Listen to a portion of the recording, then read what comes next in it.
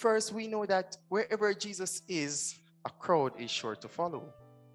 Despite not being sure if he was the Messiah, they knew that anywhere Jesus went, the blind could see. They knew that the deaf could hear. They knew that the dead could be raised. So they followed. But here comes the challenge. Here we meet a hungry multitude who has a lack that needs to be filled. Yes, we normally focus on the multitude, but what about the disciples? You see, they worked hard. They are now tired. They are now hungry.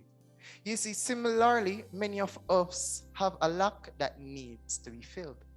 We have given everything we have. We become tired. We become depleted. But the good news is, God will never tell us to go away and get yourself together, then come back when you are ready and I will use you. Instead, he says, come away with me. You see, like the multitude, we have the voids in our life, which is like a disease. But the cure to exhaustion is intimacy with Jesus.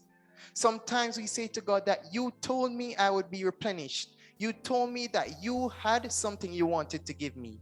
You told me that I would be refreshed. So why? Why would you take me here where I am being pressed down by a multitude? Pressed down by my issues and concerns, pressed down by frustration. It is just overwhelming. It is way bigger than I can handle. But I'm here to remind somebody that that sin we cling onto is blocking our way to Jesus. We refuse to be filled and topped up by Jesus. We refuse to understand that Jesus is the way maker. Sometimes we ask why, but then here's the answer.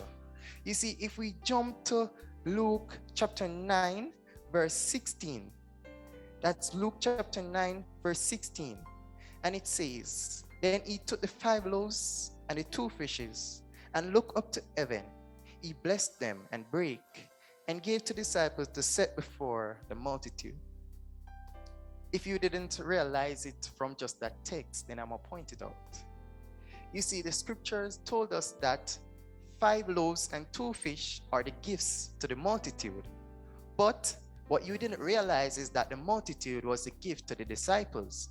You see, I am here to tell somebody that despite the multitude pressing on you, in your marriage, in your health, in your profession, whatever the multitude may be, when you see that multitude, that means that there is a door to be opened. That means that there is some treasures to be unveiled. That means that we simply need to stop ignoring it. Stop acting like God hasn't given you everything you need.